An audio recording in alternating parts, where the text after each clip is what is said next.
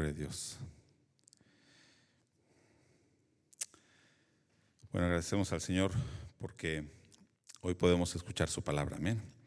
Y esperamos que Dios esté hablando a nuestras vidas, que Él en esta noche también esté a través de esa palabra obrando en nosotros, dándonos vida. Y hay una realidad que no podemos negar, o una realidad que no podemos cambiar. En la vida hay sufrimiento, ¿sí o no?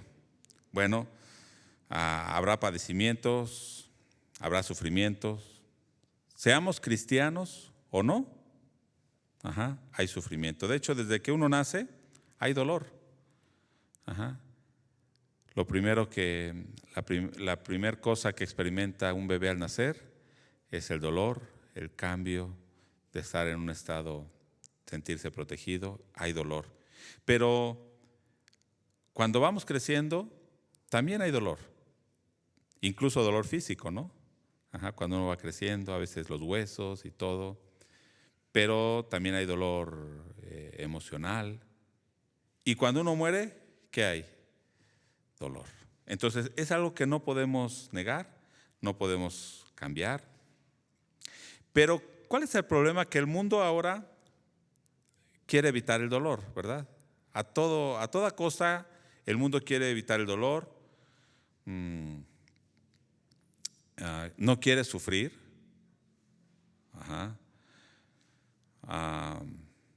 y estoy hablando del dolor propio, del dolor personal, ¿sí?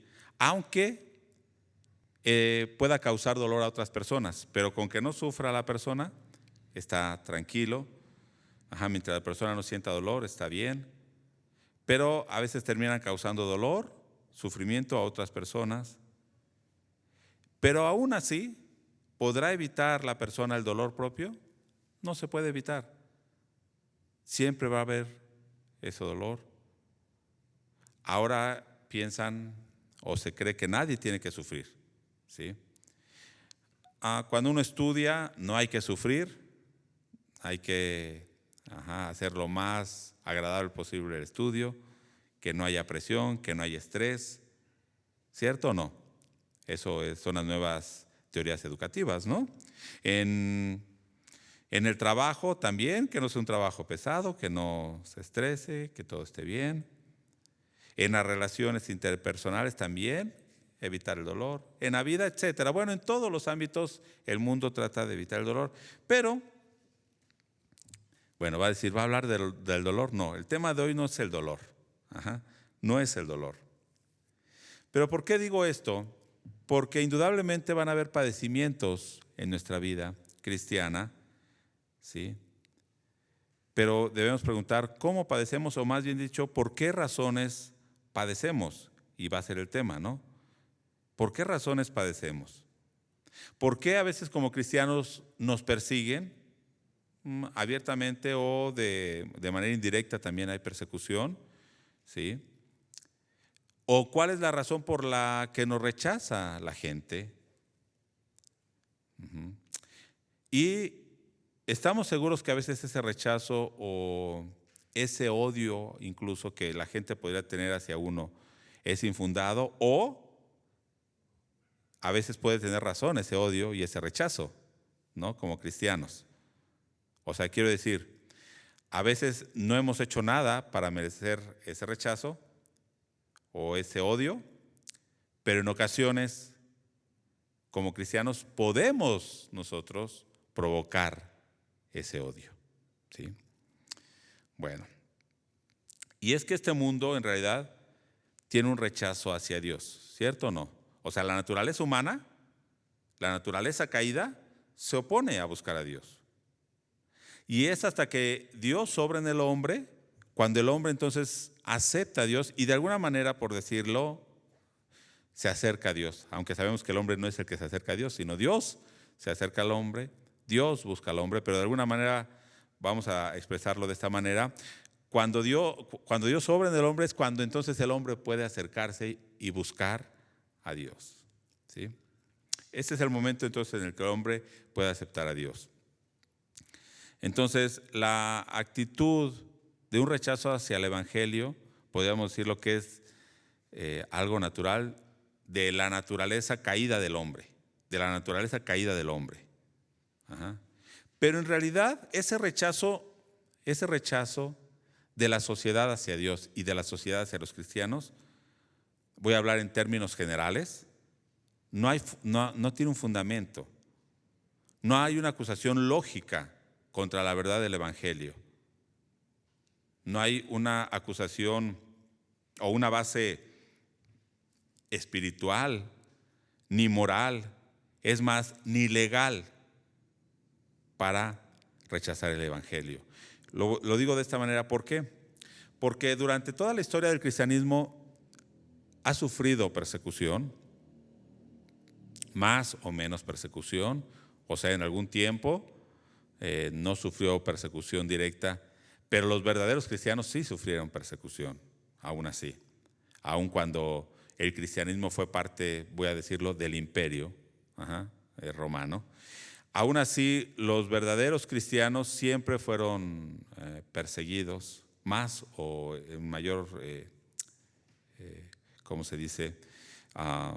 Más fuerte esa persecución o menos fuerte, ¿sí?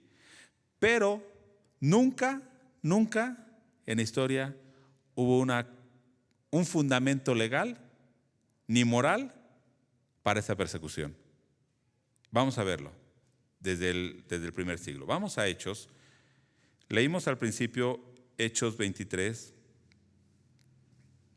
y voy a leer únicamente el verso 27 al 29. Dice así la palabra de Dios: a este hombre, hablando de Pablo, aprendido por los judíos y que iban ellos a matar, lo libré yo acudiendo con la tropa, habiendo sabido que era ciudadano romano. Y queriendo saber la causa por qué le acusaban, le llevé al concilio de ellos y hallé que le acusaban por cuestiones de la ley de ellos, pero que ningún delito tenía digno de muerte o de prisión. ¿Cuál era el delito de Pablo? Está hablando de Pablo. ¿Cuál era el delito? Ninguno, en realidad. Y voy a ver 3 puntos rápidamente. Primero, ¿cuál va a ser la actitud de los enemigos? ¿Cuál va a ser la actitud de los enemigos del Evangelio?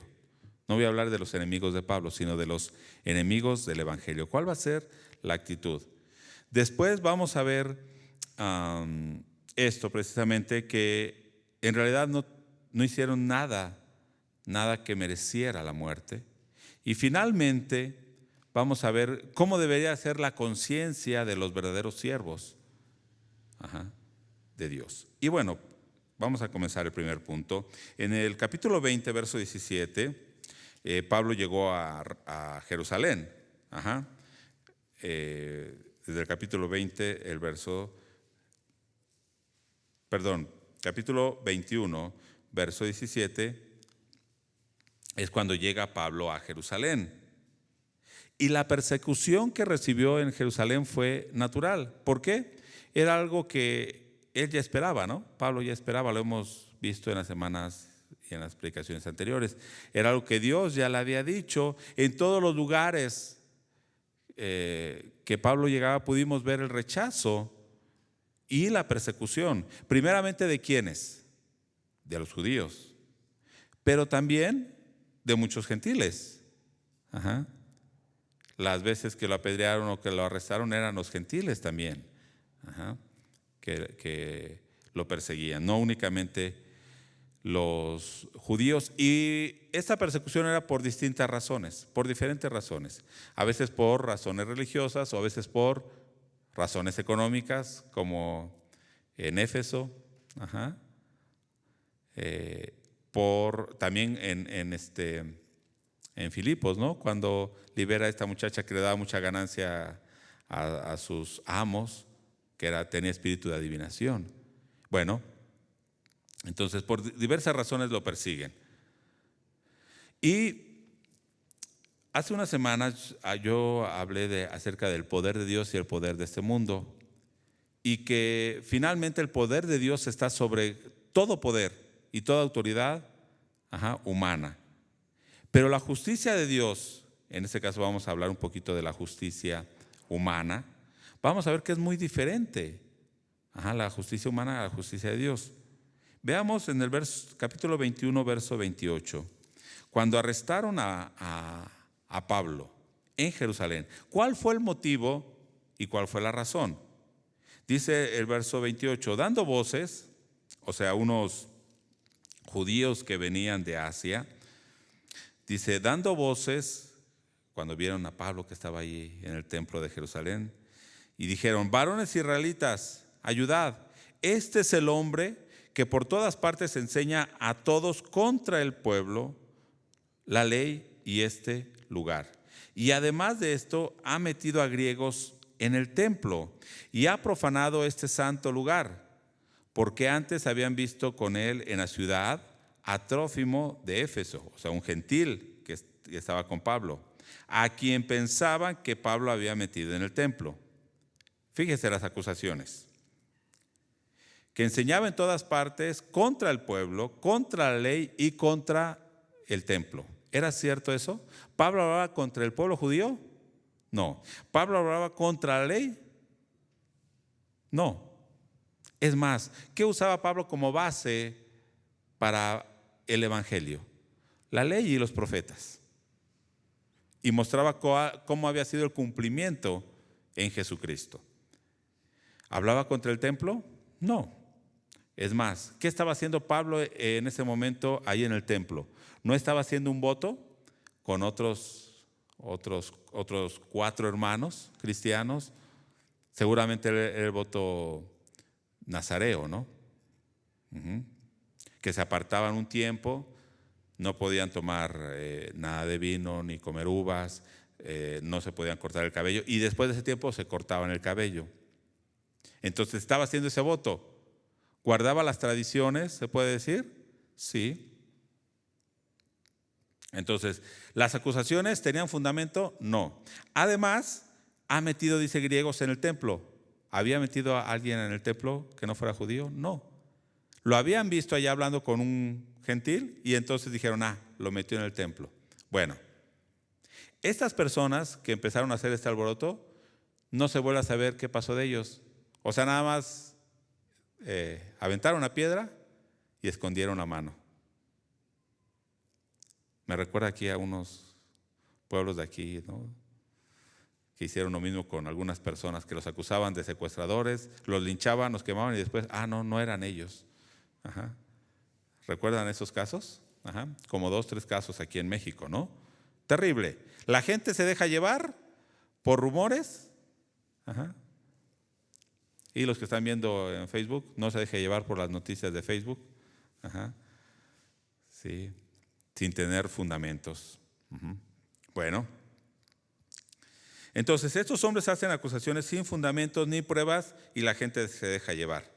Ahora, el versículo 30 de ese capítulo 21, lo voy a leer en 30 y 31 en Nueva Traducción Viviente. Dice, toda la ciudad fue estremecida por estas acusaciones y se desencadenó un gran disturbio. Agarraron a Pablo y fíjese lo que le hicieron. Lo arrastraron fuera del templo e inmediatamente cerraron las puertas detrás de él. Cuando estaban a punto de ¿qué? De matarlo, le llegó al comandante del regimiento romano la noticia de que todo Jerusalén estaba alborotada. Bueno, y sigue hablando que entonces vino el comandante y lo defendió, ¿no? Pero fíjese, ¿qué es lo que hicieron? La gente se deja llevar, lo arrastran. ¿Hicieron un juicio? No. ¿Preguntaron si era cierto? No. Simplemente lo golpearon, lo arrastraron y estaban a punto de matarlo. Si no llega el comandante, lo matan, ¿sí? Al igual que en donde lo habían arrastrado fuera, en Listra, ¿no? En Listra lo arrastraron fuera de la ciudad, lo apedrearon y ya pensaban que estaba muerto. Así le estaba pasando casi en Jerusalén. Verso 35. Cuando Pablo llegó a las escaleras, o sea, ya lo llevaban a un lugar seguro, a la fortaleza, la turba se puso tan violenta Fíjese de qué manera estaba la gente, que los soldados tuvieron que levantarlo sobre sus hombros para protegerlo. Lo cargaron, para que la gente no lo alcanzara, y la multitud seguía gritando desde atrás: mátenlo, mátenlo. ¿Por qué razón? ¿Dónde estaban las pruebas? No había. Bueno, sabemos que Pablo no desaprovecha la oportunidad, y cuando le dan la oportunidad de hablar, él testifica. Ya lo iban a meter a la fortaleza y dice: déjame decir unas palabras, ¿no?, al pueblo, a defenderme de estas acusaciones. Y bueno, él en esta ocasión platica o narra cómo fue su conversión, cómo era su vida antes. Ahora sí podemos decir su testimonio, ¿no?, antes de conocer a Cristo. Cómo Cristo se le presenta cuando va camino a Damasco, y cómo él se convierte y cómo Dios lo llama para su servicio. Pero hay un rechazo constante, y voy a decirlo generalizado, de los judíos hacia la predicación de Pablo. En el capítulo 22, verso 18, aún Dios o Jesucristo, en esta ocasión el verso 11, se le presenta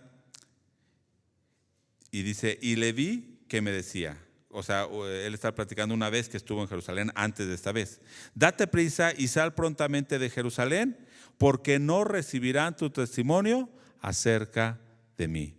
Esto se lo dijo la primera vez que Pablo estuvo en Jerusalén. No van a recibir el testimonio. Y ahora, después de muchos años, ¿cómo estaba el pueblo? Seguía igual. ¿Ok? Pero fíjese, ¿cuál fue la molestia? ¿A usted qué le molestaría más? Pablo viene platicando, dice cómo era su vida, dice que él era fariseo, dice que era celoso de la ley, y dice que entonces va camino a Damasco y se le presenta, se le aparece el Señor Jesucristo y le dice algo. Y hasta ahí no hay ningún problema. Pero fíjese el verso 21. Cuando le dijo: vete de Jerusalén porque no van a recibir tu testimonio, dice en el verso 21 del capítulo 22: pero me dijo: ve, porque yo te enviaré lejos a los gentiles, a los que no eran judíos. ¿Y sabe qué fue eso? Eso fue lo que a los judíos, en el verso 22, y lo oyeron hasta esta palabra, entonces alzaron a voz diciendo: quita de la tierra a tal hombre, porque no conviene que viva. ¿Cuál fue el delito? ¿Cuál fue la molestia? No había fundamentos, no habían pruebas. Porque Pablo en realidad no estaba diciendo nada contra la ley. Él predicaba la ley y los profetas, era su base para afirmar que Cristo, o que el Cristo era Jesús. Él usaba el Antiguo Testamento para afirmar que el Mesías había venido y que era Jesús. Pero ¿cuál fue el motivo de el enojo? ¿Hasta qué palabra le escucharon? Te voy a enviar a los gentiles. Era tal el celo, según ellos, de su religión, y tan superiores se sentían los judíos, y algunos todavía se sienten, que no hay salvación si no eres judío. No hay salvación para los gentiles.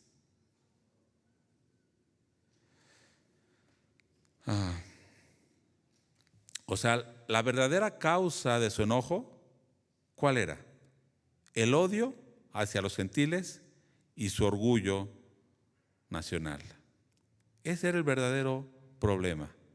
Si Pablo se hubiera ido a predicar a los judíos, ¿había algún problema? Puede ser que sí. Pero aún Pedro o Juan, aunque recibieron persecución, no fue como a Pablo, ¿verdad?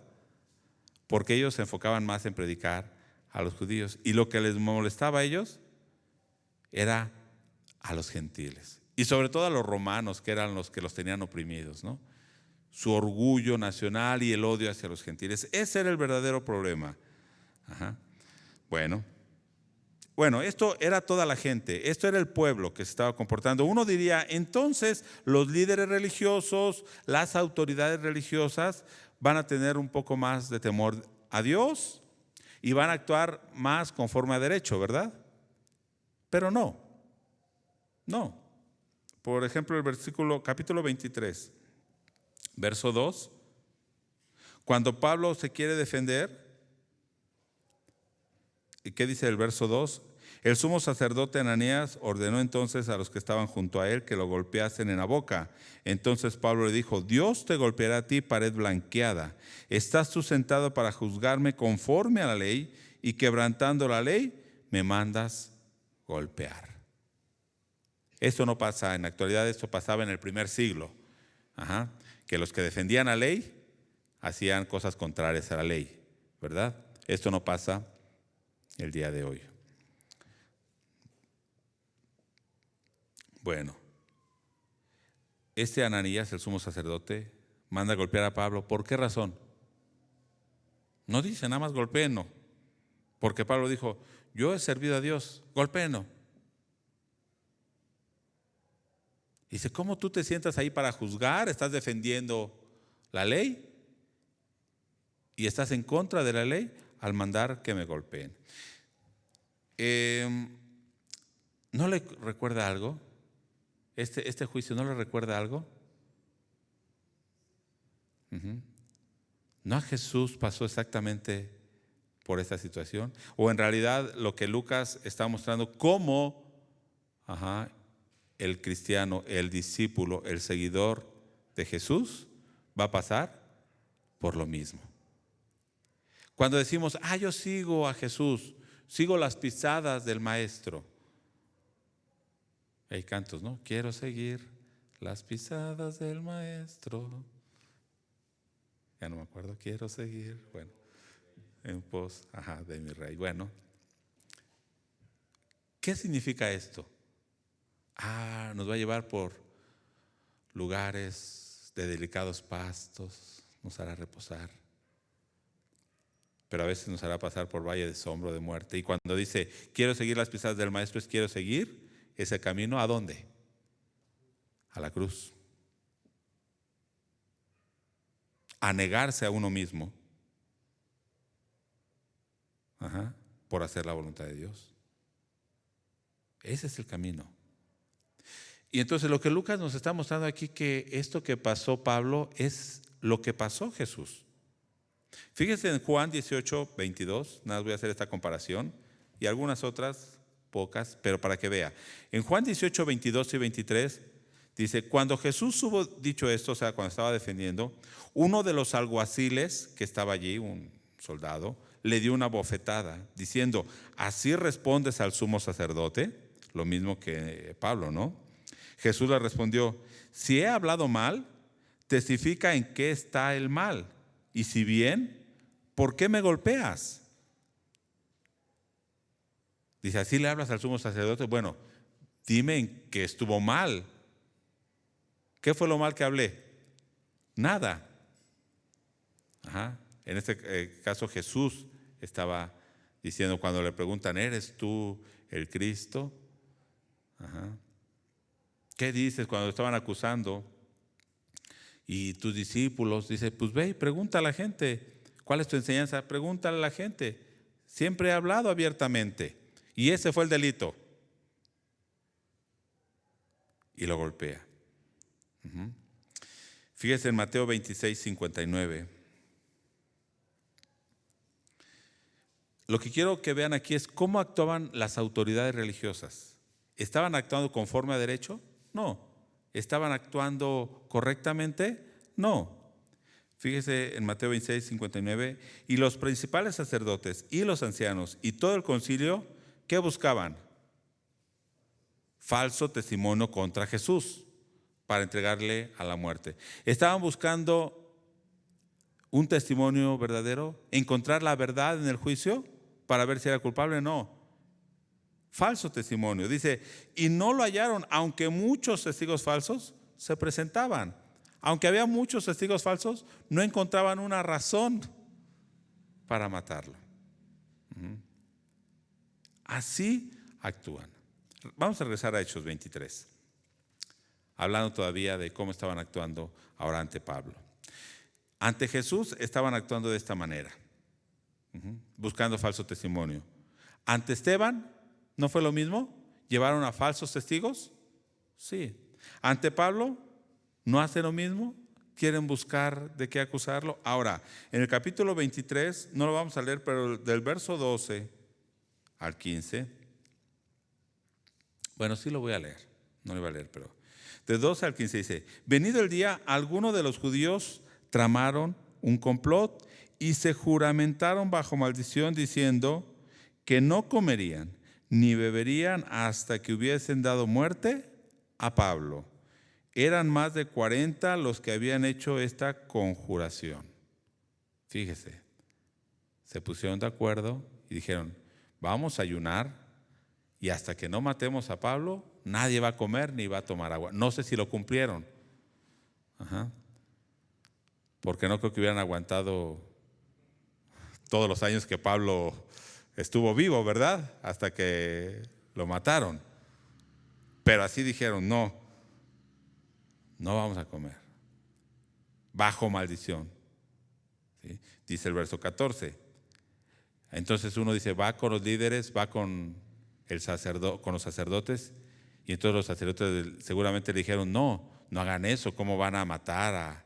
Hay que hacer un juicio. Fíjese, verso 14. Los cuales fueron a los principales sacerdotes y a los ancianos y dijeron: nosotros nos hemos juramentado bajo maldición a no gustar nada hasta que hayamos dado muerte a Pablo. Ahora pues, vosotros con el concilio requerid al tribuno que le traiga mañana ante vosotros, como que queréis indagar alguna cosa más cierta acerca de él, y nosotros estaremos listos para matarle antes que llegue.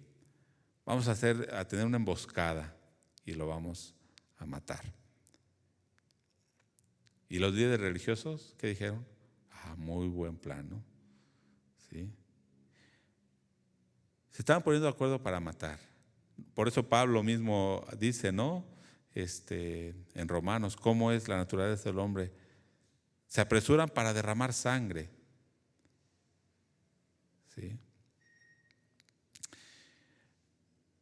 Se ponen de acuerdo para matar. Dicen una mentira, le van a decir al tribuno que lo traigan. Hacen un complot. Estos son los enemigos del evangelio y así van a actuar. ¿No están actuando de la misma manera hoy en día? ¿Sí? El ser humano quiere hacer justicia. Hoy en día también quiere hacer justicia, pero se basa en sus propios conceptos relativos, o sea, individuales de cada persona. Por lo tanto, la justicia y el derecho, ¿cómo va? ¿O cómo es? Va cambiando según cada persona, según cada tiempo, según cada lugar. Esta justicia va cambiando, porque el hombre quiere hacer justicia, pero una justicia que parte de sí mismo. Y la justicia para el hombre es imponer su propia justicia y su propio concepto como si fuera algo absoluto. Si logra imponerlo por la fuerza, con mentiras, manipulando o por cualquier otro medio, es justicia para ellos. Es lo que están tratando de hacer hoy en día. Imponer cosas por la fuerza, manipulando, mintiendo, haciéndolo ocultamente, y cuando lo logran imponer dicen: esto es la justicia, esto es el derecho. Bueno, no voy a leer, pero tanto Félix, que era el gobernador con el que llevaron a Pablo, comandante, este tribuno que protegió a Pablo, de alguna manera actuó muy bien, ¿no? Al protegerlo, aunque lo iban a azotar, sin saber por qué lo iba a azotar. Cuando dijo: soy ciudadano romano, ahí ya tuvo miedo y ya no lo azotó. Pero cuando supo que lo iban a matar, lo protegió, mandó a 470 soldados, imagínense, para protegerlo. Y que lo llevaran ante el gobernador, en este caso Félix. Y primero, sí, Félix, ¿no? Déjeme ver. Sí, Félix, y después Festo, ¿no? Ajá. Pero los dos, dice que dejaron ahí a Pablo en la cárcel porque querían quedar bien con los judíos. No querían que los judíos se les echaran encima, entonces para quedar bien con ellos estaba. Pero ninguno de los dos habían encontrado alguna razón para que Pablo estuviera preso. Entonces, de esta manera actúan los enemigos del evangelio. Ahora veamos lo que ellos mismos dicen, las autoridades. Y en este caso específico de Pablo, las autoridades, ¿quiénes eran? Las autoridades gentiles y civiles, no los judíos, ¿sí? Pero fíjese en Hechos 23, 29, dice 23, 29, a la carta, lo que leímos al principio, y hallé que le acusaban por cuestiones de la ley de ellos, pero que ningún delito tenía digno de muerte o de prisión. ¿Cuál era el delito según Félix? Ninguno. Ni para estar en la cárcel, ni para que tenga pena de muerte. Ajá. Hechos 25, 11, mismo Pablo dice en el verso 11, porque si algún agravio o cosa alguna digna de muerte he hecho, no rehúso morir. Pero si nada hay de las cosas de que estos me acusan, nadie puede entregarme a ellos. A César apelo. Mismo Pablo dice, ¿qué he hecho yo? No hay nada digno. Festo, en Hechos 25, 25, ahí mismo, lo voy leyendo rápido, Hechos 25, 25, pero yo, hallando que ninguna cosa digna de muerte ha hecho, y como él mismo apeló a Augusto, he determinado enviarle a él. Fíjese, Félix ya había dicho, el tribuno había dicho, no ha hecho nada. Félix dijo, pues no tiene nada, pero voy a quedar bien con los judíos y lo dejo en la cárcel. Ahora Festo dice, no hay nada digno de muerte. Pero, recuerda que también lo presentan ante el rey Agripa y que casi lo persuade a ser cristiano. Y después de la defensa de Pablo ante Agripa, en el capítulo 26, verso 31, y cuando se retiraron aparte, hablando entre sí, o sea, Agripa y Festo, diciendo, ninguna cosa digna ni de muerte ni de prisión ha hecho este hombre.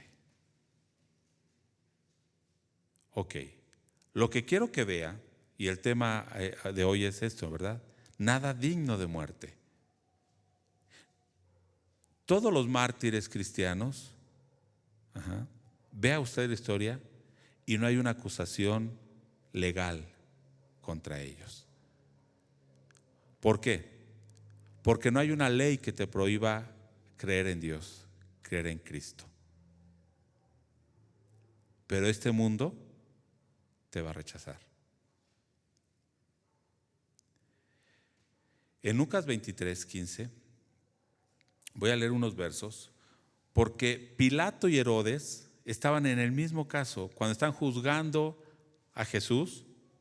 En el 23, 14, voy a leer desde el 14, les dijo, me habéis presentado a este como un hombre que perturba al pueblo, pero habiéndole interrogado yo delante de vosotros, no he hallado en este hombre delito alguno de aquellos de que le acusáis.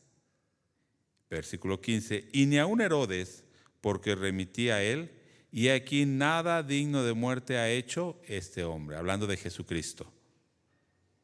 Cuando está ante Pilato y ante Herodes, ¿qué dicen ellos? No hay nada digno de muerte. Versículo 22, otra vez Pilato, él les dijo por tercera vez, pues qué mal ha hecho este, ningún delito digno de muerte he hallado en él. Le castigaré pues y le soltaré. Aún así, no tiene ningún delito, pero lo voy a castigar.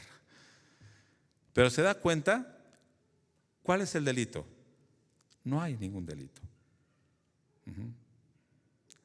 Pero finalmente la justicia de este mundo, ¿qué es lo que hace? Se inclina a quedar bien con el pueblo, con las masas. Lo que se está haciendo hoy en día. Con tal de quedar bien con ciertos grupos progresistas, vamos a aceptar tal ley, vamos a imponer tal ley. Se dejan llevar por la corrupción, por el dinero, pero ni Jesús, ni Pablo, ni Esteban, ni los cristianos, los mártires que han muerto en las persecuciones, ha sido por violar alguna ley. Ajá.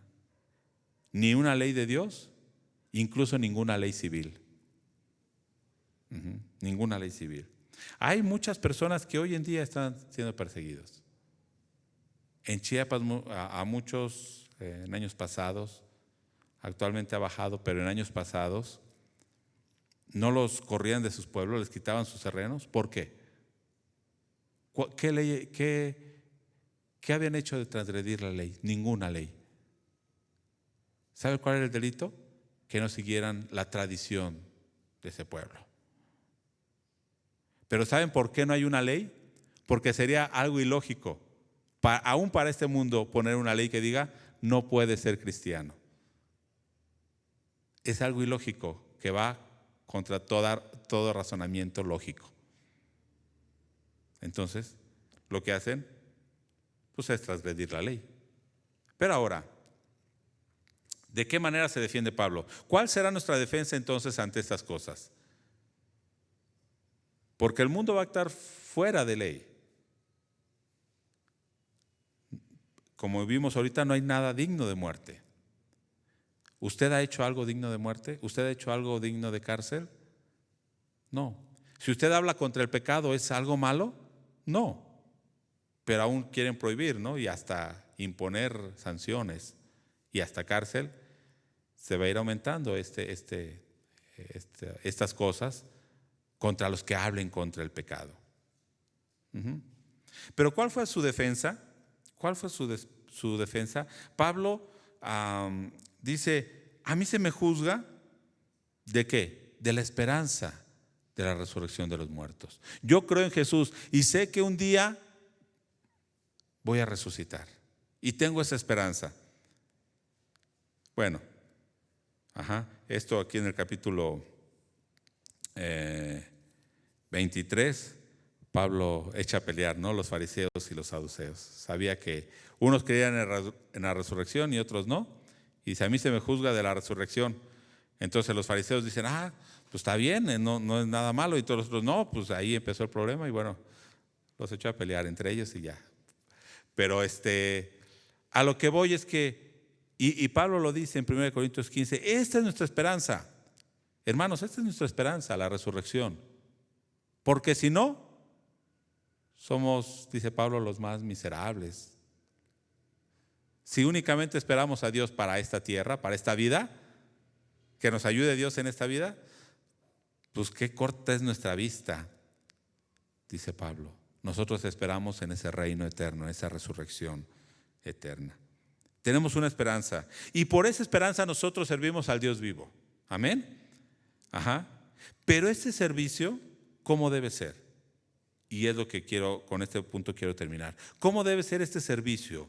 ¿Cuál debe ser entonces nuestra conciencia? La conciencia de un siervo de Dios. Hechos 20, versículo 17.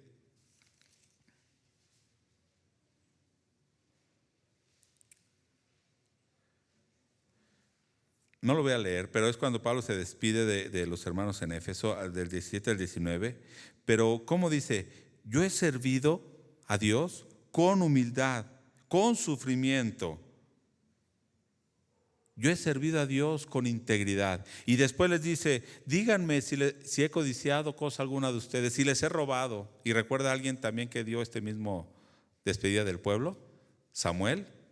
Cuando se despide del pueblo, les dice, díganme si yo los he defraudado, si yo les he robado, si yo he codiciado. No. Pablo de la misma manera, o sea, la conciencia de un siervo de Dios. Pero en el capítulo 23, verso 1, y es lo que quiero que vea usted, 23, verso 1, entonces Pablo, mirando fijamente al concilio, dijo, varones hermanos, yo con toda buena conciencia he vivido delante de Dios hasta el día de hoy. Incluso él dice, cuando yo perseguía a la iglesia, lo hacía sinceramente pensando que estaba sirviendo a Dios. Nunca hice nada por mí. Sabemos que estaba mal y Pablo se arrepiente de eso, ¿no? Yo creo que fue algo que él llevó ahí en su mente todo el tiempo, ¿no? ¿Por qué? Porque póngase a pensar usted que usted hubiera matado a cientos o no sé cuántas personas habrá matado, a decenas de personas cristianas, y después usted se hace cristiano, ¿qué sentimiento habría, no? Pero, dice él, yo he servido a Dios con una buena conciencia. Yo lo hacía sinceramente. En el 24:16,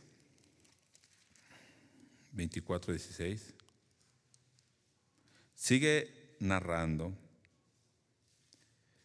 Y aquí, cuando está haciendo su defensa ante Félix, dice el 24:16, y por esto procuro tener siempre una conciencia sin ofensa ante Dios y ante los hombres. Y es lo que quiero que vea. ¿Por qué estaba diciendo hace rato que no habían hecho nada digno de muerte? Porque estos cristianos no ofendían a Dios, pero tampoco a los hombres. ¿No dice lo mismo en Hebreos 10:22?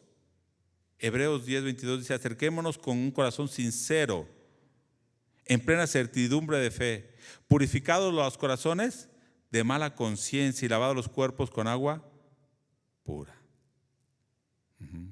Y voy a terminar con Primera de Pedro. En el capítulo 3, verso 16, y después en el capítulo 4, pero voy a leer primero el verso 16 del capítulo 3 de Primera de Pedro. Teniendo buena conciencia, para que no que murmuran de vosotros como malhechores, sean avergonzados los que calumnian vuestra buena conducta en Cristo. Nos van a decir que somos malos, nos van a decir que somos intolerantes, nos van a decir que, no sé, nos pueden acusar de 1000 cosas. Pero ¿qué dice? Ustedes tengan una buena conciencia, porque ellos van a murmurar, los van a calumniar. ¿Pero qué van a calumniar? Vuestra mala conducta en Cristo. ¿Sí? No, vuestra buena conducta. Y ahora vamos al capítulo 4, verso 12. Amados, y esto se los dice a ustedes también, amados, no se sorprendan del fuego de prueba que os ha sobrevenido, como si alguna cosa extraña les pasara. No se sorprendan, eso es natural. Gócense por cuanto sois, ¿qué? Participantes de los padecimientos de Cristo, para que también en la revelación de su gloria se gocen con alegría. Si sois vituperados por el nombre de Cristo, ¿qué somos? Bienaventurados, porque el glorioso Espíritu de Dios reposa sobre nosotros. Ciertamente de parte de ellos, o sea, de los gentiles o de los que no son cristianos, Él es blasfemado, pero por vosotros, ¿qué es? Glorificado. Así que, y aquí ponga atención, ninguno de vosotros padezca como homicida, o ladrón, o malhechor, o por entremeterse en lo ajeno. Fíjese, está diciendo, algunos sí padecen, pero porque son homicidas o ladrones, o por chismosos, o por estarse metiendo en lo que no les importa, dice, ¿no? Así dice, ¿no? Pedro. Ninguno de ustedes padezca por eso, hermanos. Pero si alguno padece como cristiano, ¿qué dice? No se avergüence. Glorifique a Dios por ello, porque es tiempo de que el juicio comience por la casa de Dios. ¿Cuántos dicen amén? No le gustó eso, ¿verdad? Porque es tiempo que el juicio comience por la casa de Dios. ¿Decimos amén? Bueno, los de hermanos que están en línea no los escucharon, ¿verdad? Pero sí dijeron amén. Ajá. Y si primero comienza por nosotros, ¿cuál será el fin de aquellos que no obedecen al Evangelio de Dios? Imagínense, ¿cuál será el fin? Y si el justo con dificultad se salva, ¿en dónde aparece el impío y el pecador? De modo, termina diciendo Pedro, que los que padecen según la voluntad de Dios encomienden sus almas sus almas al fiel Creador y hagan el bien. Hay dos, por eso empecé ahí diciendo, los cristianos o los que no son cristianos va a haber dolor y sufrimiento. Ajá.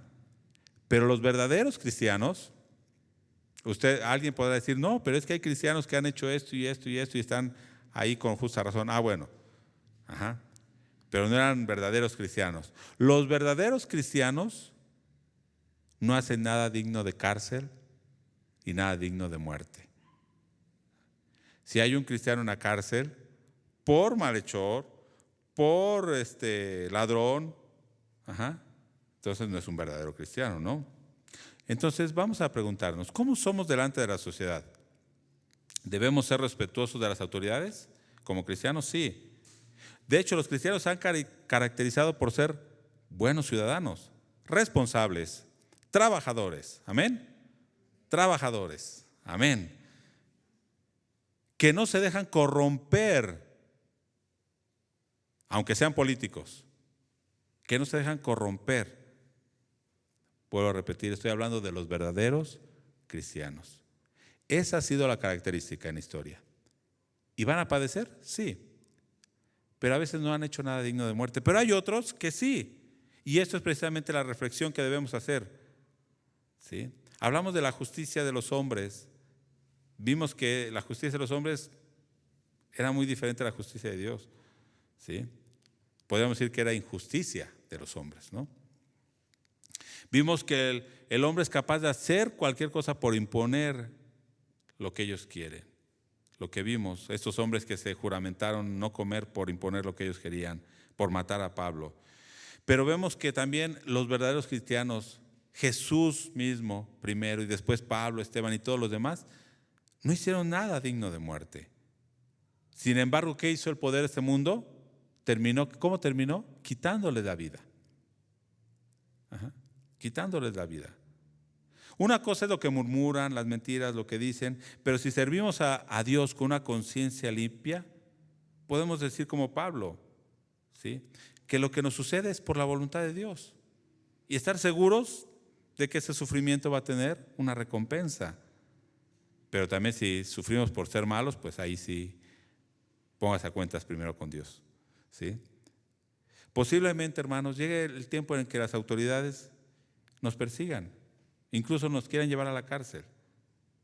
Ha pasado en la historia, ha pasado en algunos lugares, pero nosotros debemos seguir sirviendo a Dios con una conciencia limpia, sabiendo que no estamos haciendo nada digno de muerte. Si nos matan, no importa, pero nosotros sabemos que estamos sirviendo al Dios vivo. Póngase en pie y pregúntese esto: ¿cómo está sirviendo a Dios? ¿Con una conciencia limpia? ¿Tenemos una conciencia limpia delante de Dios y de los hombres? Y si no, pida perdón a Dios. Póngase a cuentas con Dios. Vamos a orar. Padre, en esta hora agradecemos, oh Dios, venimos a tu presencia. Dios, tú conoces nuestra vida. Podrán murmurar de nosotros o decir muchas cosas, pero tú conoces nuestra conciencia, incluso más que nosotros mismos. Pero nosotros también sabemos si estamos viviendo de esta manera o te estamos fallando. Dios, perdónanos si te estamos fallando, si te hemos servido por conveniencia.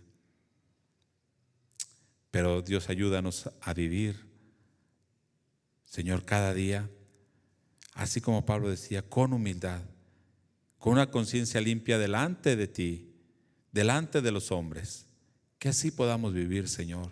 Pero sabemos que no es por nuestras fuerzas. Ayúdanos a vivir de esta manera, Dios. Te agradecemos porque tú nos hablas, nos corriges, pero también nos animas a seguir adelante en tu camino, sabiendo, Dios, de que tú estás con nosotros y nos sostendrás y nos llevarás hasta tu presencia y completarás la obra que tú has comenzado en nosotros. Padre, gracias te damos en esta hora. Oramos en el nombre de Jesucristo. Amén. Dios les bendiga, hermanos.